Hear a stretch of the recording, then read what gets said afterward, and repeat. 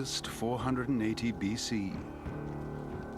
King Xerxes of Persia wants to add Greece to his vast Eastern Empire. If he succeeds, Western civilization will be crushed in its cradle, and with it the fragile new ideas of freedom and democracy. The Greeks have one chance to stop Xerxes in his tracks at the narrow pass of Thermopylae. King Leonidas and just 300 of his elite Spartan warriors plan to lead the Greek defense. Their fight against Xerxes will be one of the greatest battles of all time. The Spartans at the gates of fire.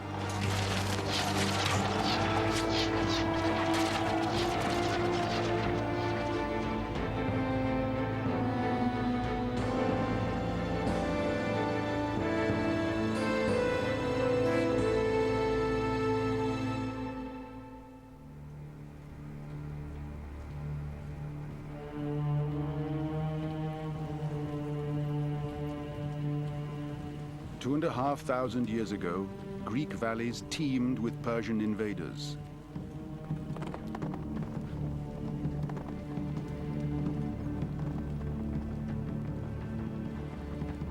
Armies of men and their beasts drank Greek rivers dry.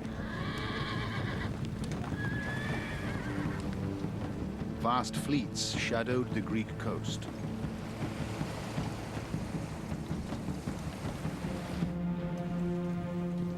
King Xerxes of Persia harbored a desire to expand the borders of his empire into Greece. His father before him had tried and failed. Now it was his turn. Xerxes was taking no risks. He had assembled an army of staggering proportions. The Greek historian Herodotus claimed it was more than 2 million men. Already he had conquered northern Greece. Now he was heading for the powerful city-states of Athens and Sparta in the south. It was certainly a minority opinion in Greece that there was any possibility that the Persian Empire would lose this one. They simply had so many men, they had such force that they could bring to bear, that most Greeks assumed that any resistance might be heroic, but would certainly be futile.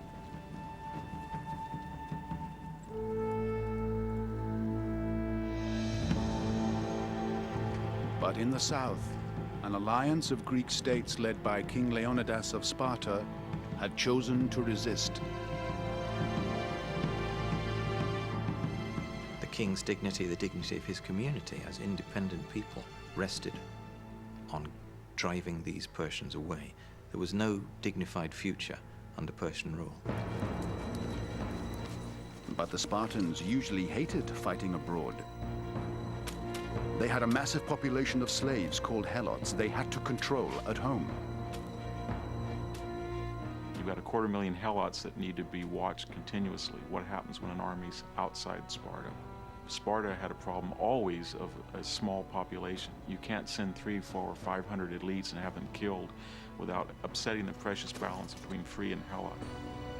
But with Xerxes' Persian army thundering south, Leonidas had no choice. Some of Sparta's elite warriors would have to go north. The Spartans probably thought that if they didn't send anyone, that no Greeks would go, that Sparta as the leading military state and with the military leadership, the land leadership in its hands, had to set an example. Only 300 hardened fighters were chosen to go with Leonidas to head off Xerxes' hordes. Most people believe that there was 300 as an advance guard that would show Spartan intent, seriousness, and then if it went well, they would send back word and more Spartans would come. But I think everybody would have known that anybody who goes north and marches up to northern Greece to face an army that was anywhere from 100 to 200,000 soldiers knows they're going to die. Despite the danger, they set off without hesitation. The average Spartan was trained to obey, so when Leonidas said, go to Thermopylae, the average Spartan would have said, "Righto, sir," and would have picked up his kit, or rather ordered his helot to pick up his kit, and off he would have went. In early August 480 BC, King Leonidas, 300 Spartans, and an unknown number of Helot slaves left their sacred homeland and set off for Thermopylae.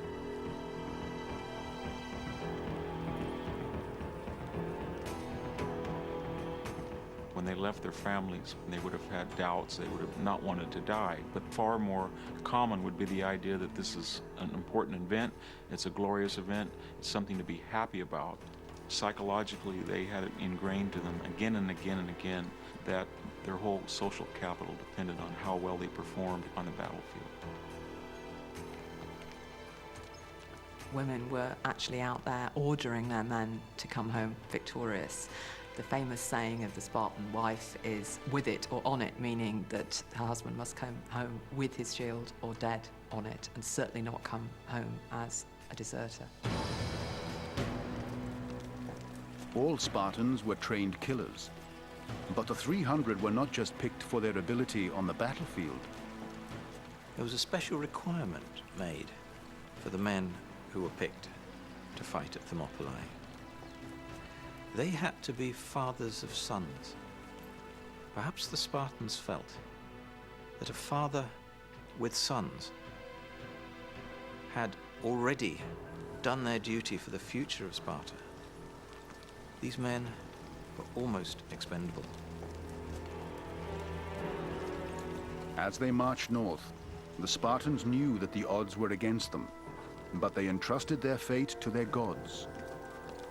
The most religious people in Greece, they always took herds of sacrificial animals with them, so they could read the omens for battle in the shape of the animals' livers.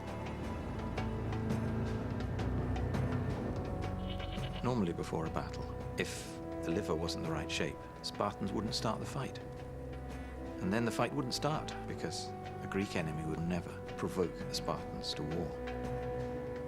This time, it wasn't up to the Spartans when the battle started. They were on the defense. Leonidas was venturing into the unknown.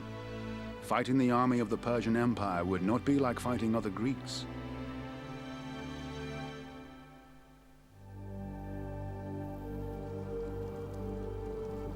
From the outset, the omens were not good. Legend says that he turned to the greatest fortune teller in Greece for advice, the oracle at Delphi. She foretold that a Spartan king must die to save Sparta. If this part of the legend was true, Thermopylae was a suicide mission.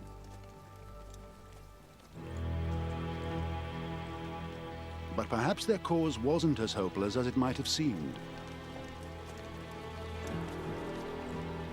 Inspired by their example, other city-states rallied to the cause. Athens had already agreed to send its formidable navy, while other allies such as Thebes and Thespes swelled the infantry ranks to over 4,000. Even so, according to the account given by the Greek historian Herodotus, the Spartans and their allies were still outnumbered by over 500 to 1 by land and 3 to 1 at sea. By the middle of August 480 BC, steep mountains rose before them. They had reached Thermopylae. Hot springs poured down the mountainside, giving Thermopylae its name, Thermopylae, the hot gates, the gates of fire.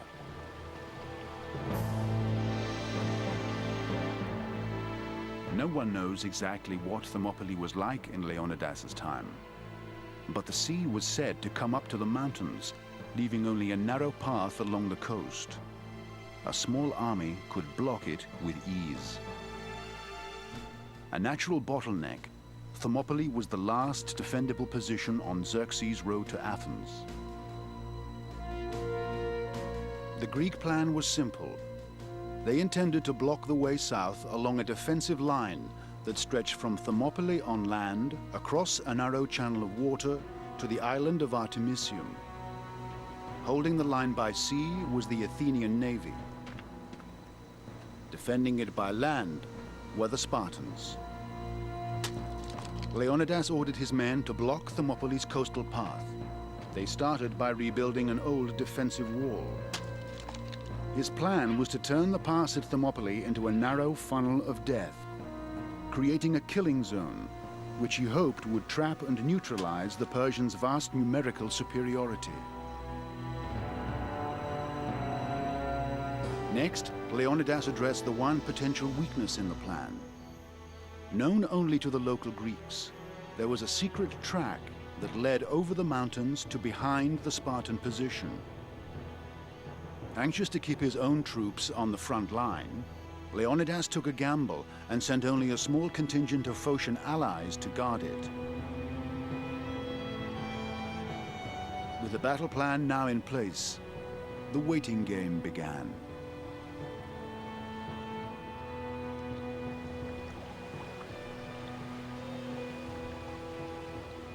For King Leonidas, Thermopylae was not just a good defensive position, it was a place of real personal significance. Leonidas believed that he was a direct descendant of the son of Zeus, Heracles, who spent his last days at Thermopylae. When Leonidas goes to Thermopylae, he's conscious that over the hot spring is a massive altar of his own great-great-great-great-great-grandfather, Heracles. Behind him is Mount Oita, which is the place where Heracles actually died. He sacrificed himself on the top of the mountain towering over Thermopylae. Down below, where the ships are moored on Cape Sepias, that is where Heracles, no less, was put off to collect water by Jason and the Argonauts. Heracles' presence is everywhere, and he is actually an ancestor.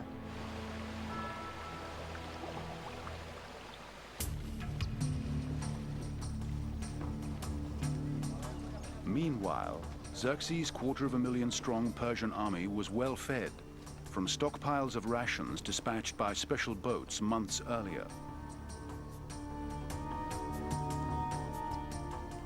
As they advanced inexorably through northern Greece, city after city paid homage, supplying dinner and entertainment for the great king and up to 15,000 members of his close royal circle. By late August 480 BC, Xerxes reached Thermopylae, and still no sword had been raised against him. Now, thousands of Persian campfires ranged across the plains to the north of Leonidas' position. All that separated the two armies was Thermopylae's narrow coastal path. When Xerxes got to Thermopylae, he did not seek battle as soon as he arrived. He waited, and he waited. We're told in the end that he waited until the 5th day. And the reason why he was waiting was because he simply could not believe that a puny Greek force, when it saw the full might of Persia, would not simply turn tail and run. Spartans were trained never to run from a fight. Herodotus, the first Greek historian, tells of a Greek scout who saw the massed Persian hordes and fled back to the Spartan camp, where a warrior called Dionysius was standing guard. He tells that the Persians are so numerous that when their archers fire a volley, the shafts literally block out the sun. And Dionysius says, "Good, then we'll have our battle in the shade." Although some of the other Greeks wanted to leave, under Leonidas' watchful eye, the allies stood firm. On the other side of Thermopylae, the Persians had now been waiting for the Greeks to surrender for 3 days. According to Herodotus, Xerxes grew impatient and sent a spy to the Greek camp. He was baffled by their refusal to be intimidated by his army. The spy came across a group of Spartans performing a bizarre ritual. Spartans happened to be dressing their hair, and they paid no attention to him whatsoever. They let him ride up, check them out, and ride back. He was completely stunned. And so was Xerxes when he got that these soldiers seemed to be treating him with absolute contempt. To be seen combing their hair in the face of the enemy was a sign that they were not frightened. And that was one of the Spartans' chief weapons in war. We do not fear you. It is for you to run away. On the fifth morning, Xerxes decided to put an end to this strange Greek behavior. He gave the order for his men to advance.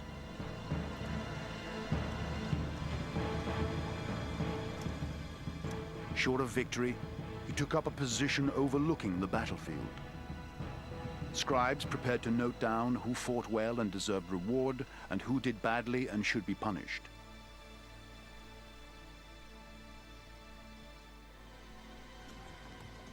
Unlike Xerxes, Leonidas marched to war beside his men. Against the Persians, Spartan training and discipline would be tested to the limit. Battle-hardened comrades placed their lives in each other's hands once again. The first troops the Persians sent to face the Greeks were amongst their weakest. Ill-equipped, they were ordered to squeeze into the narrow pass and advance towards the Spartans. Leonidas and his men packed tightly together, blocking the pass with a phalanx formation. Lines of men with spears bristling above overlapping shields.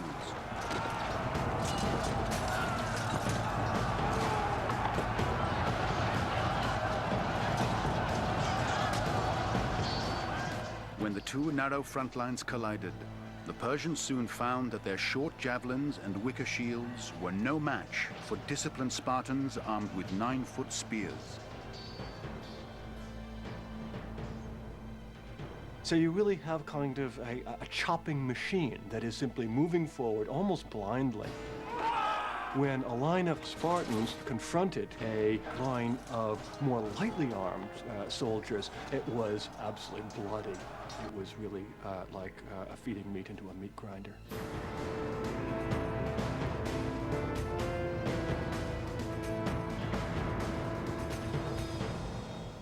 Leonidas' choice of Thermopylae was working well. The important thing about Thermopylae is this enormous mountain flank rising. One of the great problems for the Persians, brilliantly utilized by Leonidas, was that half of them actually fell off and fell over into the shoals below before they could even fight. But as rank after rank of the Persian army fell, it soon became clear that they had vastly underestimated Spartan military prowess. Had they been fighting on the open plains on horseback, it would have been another story. But in these narrow confines, the Greek heavy armor, the massed phalanx, the Persians didn't have an answer to that. And I'm sure the Greeks were just slaughtering them by, it's almost as fast as they could plunge their spears over their shoulders. Trapped in the narrow pass, the advancing Persian troops were being annihilated, unable to take advantage of their vastly superior numbers. When Xerxes looked at this, the first thing he would see, literally thousands of warriors that he couldn't use because the nature of the pass was so narrow. The problem he must have very quickly noticed was that he sends people down this corridor, they kill them, he sends people down, they kill them. There was no end to it.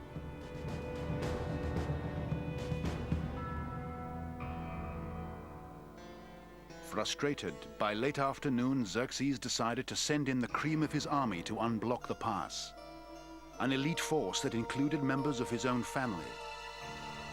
Some 10,000 strong, the Greeks called them immortals.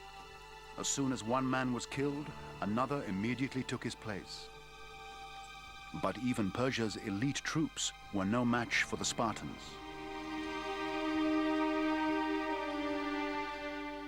As the two crack forces closed in on each other, the Spartans performed an audacious countermaneuver. In the middle of the battle, they pretended to retreat. One of the interesting things about Thermopylae is, for the first and perhaps the only occasion in classical Greek history, we hear of a feigned withdrawal. The Spartans would approach the enemy and then in lockstep and on order backpedal, drawing the Persians in which they would then suddenly form a rigid line and kill them even more easily as they were out of order and undisciplined. Usually it was considered beyond the realm of Greek tactics. Why did it happen at Thermopylae? Probably a combination of Spartan discipline and the nature of the pass. It was narrow. If they were to do that in a regular battlefield, they might easily be outflanked. Stunned by the ever-mounting losses, Xerxes ordered the immortals to retreat. As the day drew to a close, Leonidas and his allies had triumphed against all the odds. They must have felt vindicated. Everything that they had been taught, that they were superior because of their tremendous discipline, seemed at that moment to be true.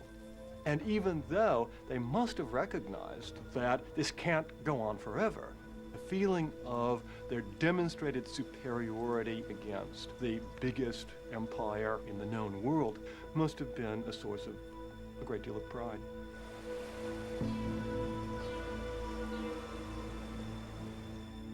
In the Persian camp, after his bad day, Xerxes was reeling.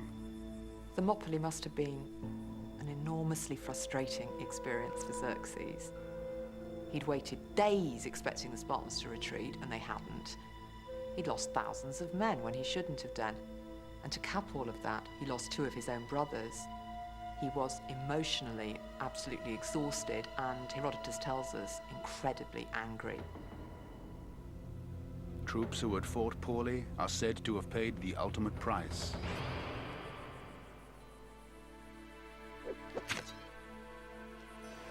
Xerxes' navy had also suffered. Opposite Thermopylae, the Athenian fleet had sunk many Persian ships, keeping Leonidas safe from sea attack.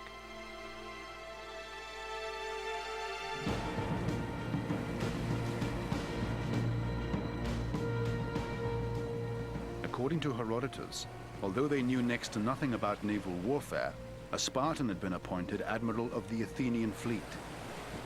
The logic for this appointment was simple. The Spartan admiral would not know a great deal, probably, about maneuvering in detail. That was Athenian territory. But that kind of maneuvering wasn't what was planned. The fleet opposite Thermopylae was to be static. It was to block. Its main aim was not to run away. And if there's one thing the Spartans were good at, it was not running away.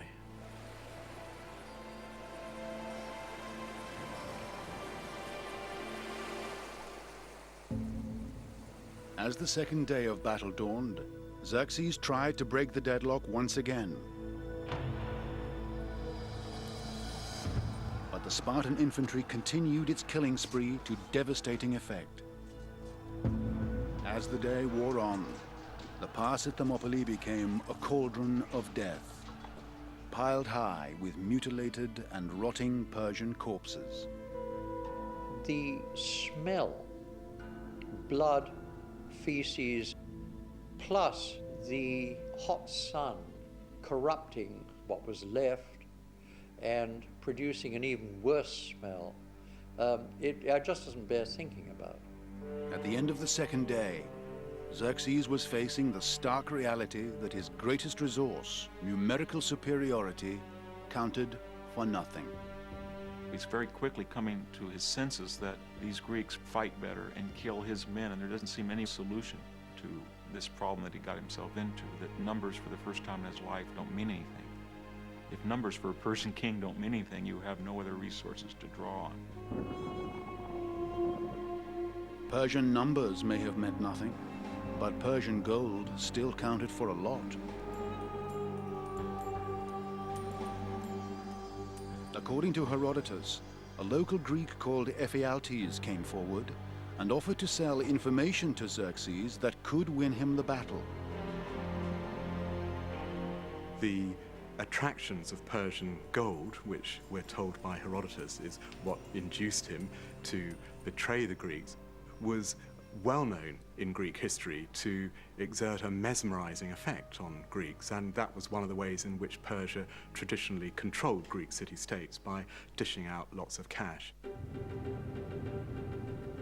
It's said that in return for gold, Ephialtes showed the Persians the Anopia Pass that led round to the back of the Spartan position.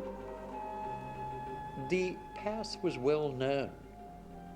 It was inevitable. Somebody was going to tell the Persians of its existence.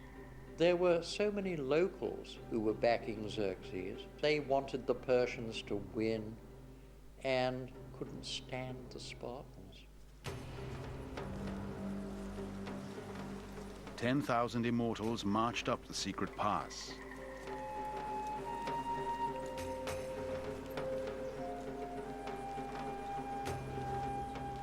All that stood in their way was a contingent of Phocians, local Greeks who didn't have the benefit of Spartan training. There's some 1,000 of them, and they only have one order, that is, make sure that the pass is not turned. And what happens? Ephialtes leads the Persians around to the rear of Leonidas. The Phocians see them, they panic, they go up to the heights, and in the process they leave the pass open. The Phocians took one look at them and scrambled off like rabbits and let the Persian force through. As Xerxes' immortals set off up the steep mountain pass, Leonidas would also have been seeking a means of ending the deadlock.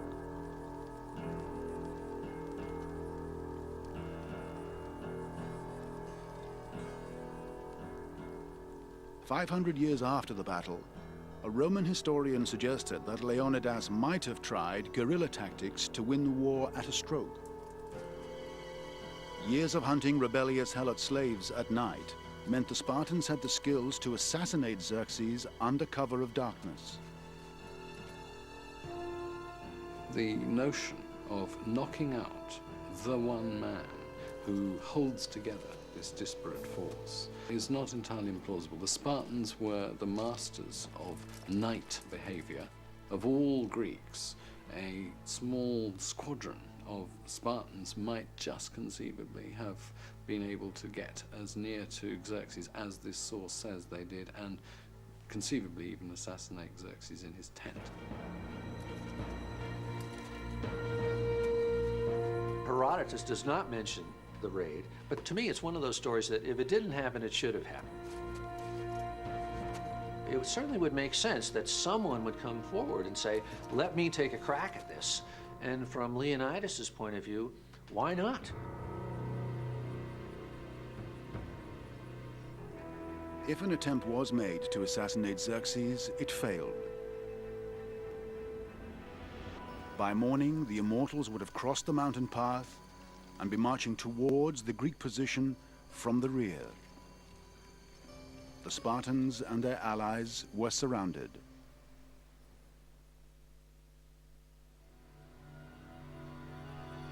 As day 3 of the battle loomed, the Spartans and their king were determined to hold fast. Even now, retreat or surrender was unthinkable. I don't see any genuine choices for Leonidas and his Spartans at that point, nor do I suppose that they really have wanted a choice. That's almost an Athenian thought, that you should have a choice at this moment of crisis. I think it's a Spartan thought to look you in the eye and say, there is no choice. It's simply a matter of duty. But Leonidas did not expect his allies to be bound by the same standards as the Spartans. According to Herodotus' history, Leonidas allowed the other Greek allies to retreat. But for a small band of Thebans and Thespians who decided to stay, the Spartans would face the enemy alone. This was the moment that they had been born for. In my opinion, Leonidas knew exactly what he was doing, knew exactly the myth that he was creating at this moment, and I think all the other 300 knew it too.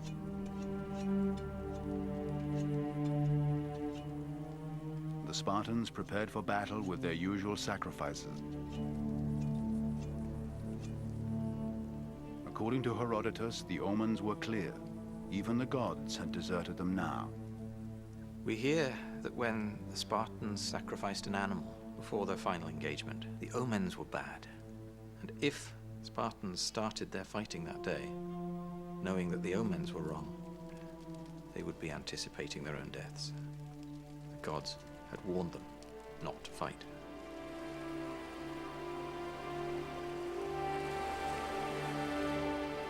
Just as the Delphic oracle had foreseen, a Spartan king would die fighting Persia. All that remained was for Leonidas to die well. When you're going to be surrounded, the question is how do you want to die and how long do you want to die and how many people you want to take with them. So I think that was the Spartan new idea, that it wasn't to save Greece. It was now simply to make a statement about Greek courage and to prolong the Persian agony as much as possible. As a Spartan and as a king, Leonidas was above all a professional soldier, and he was above all a commander of men. And so at the final moment when push came to shove, Leonidas would not have had a shadow of doubt as to where his duty lay.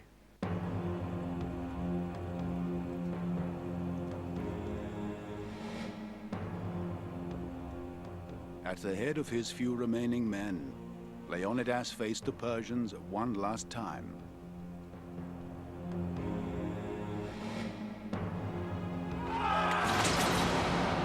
Surrounded, he could no longer defend the pass, so he led his troops in a final attack, killing as many Persians as possible.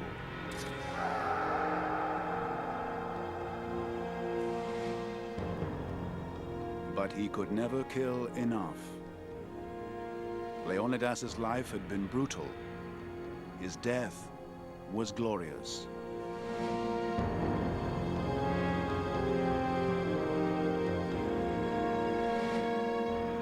Despite losing their leader, the remaining Spartans fought on, determined to make the Persians pay dearly for every last drop of Greek blood, even if they had to fight without weapons. After their spears were broken or got lost, the Spartans resorted to their swords, which was most unusual. After the same happened to their swords, Herodotus tells us that they fought with anything they had, with their teeth, with their fingernails.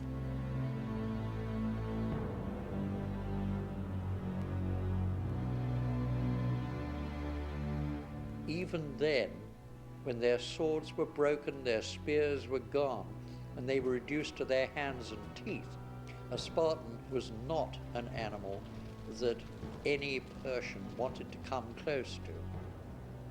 Herodotus describes the Persian attack on them with a verb that indicates arrows.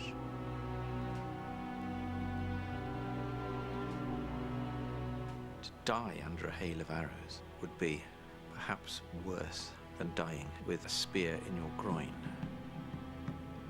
So the Spartans were taught to abuse arrows.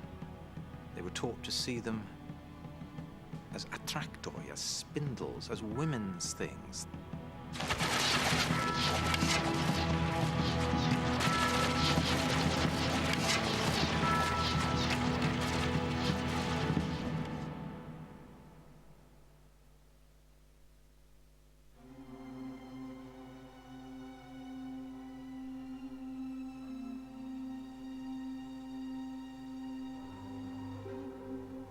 According to Herodotus, not a single Spartan survived the Battle of Thermopylae.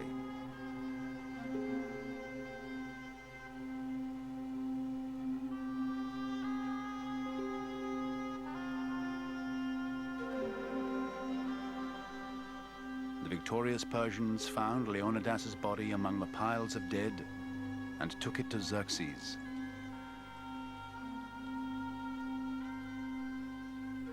Xerxes took the very unusual step of getting hold of the corpse of Leonidas, beheading it, and sticking the head on a pike.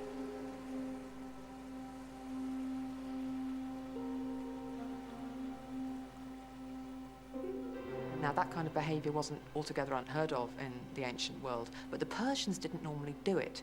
They honored men who distinguished themselves in battle. They saw them as true heroes and tended to respect their corpses enormously. Xerxes did this because he was really, really angry.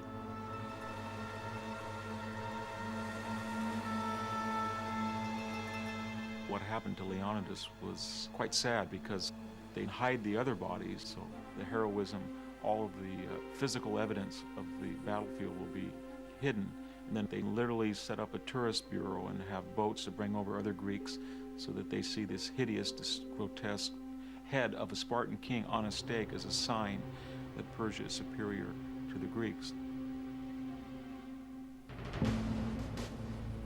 The line had not been held. Xerxes' troops descended on Athens and burnt it to the ground.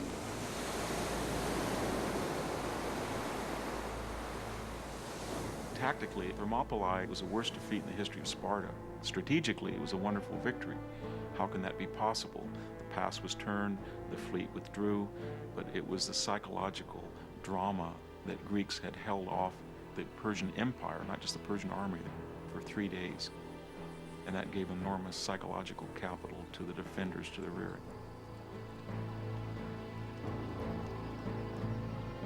Inspired by the Spartans' heroic stand, the Greek forces regrouped to the south. Within a year, the Athenian navy would defeat Xerxes' fleet, and the Persian king would be forced into a humiliating retreat. Xerxes withdrew to Persia, never to return.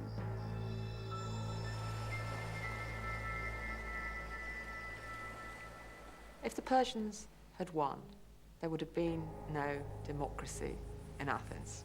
If there'd been no democracy in Athens, there would have been no Athenian politics, no Athenian theatre, no Athenian philosophy. An awful lot of what we call our cultural heritage would simply never have happened. The events at Thermopylae would change the course of history forever. Greek culture and civilization were able to flourish. But Sparta's harsh warrior cult would survive for less than 100 years. Their helot slaves successfully revolted, and Sparta's dominance came to an end. Only the legend lives on. Sparta really was, in many ways, a nightmarish society. It was capable of a moment of self-sacrifice that one has to respect. And yet, if we embrace the values that I see Sparta standing for, I think we've lost everything that really matters about freedom. And yet, maybe that freedom wasn't possible without that moment at Thermopylae. It's an odd thought.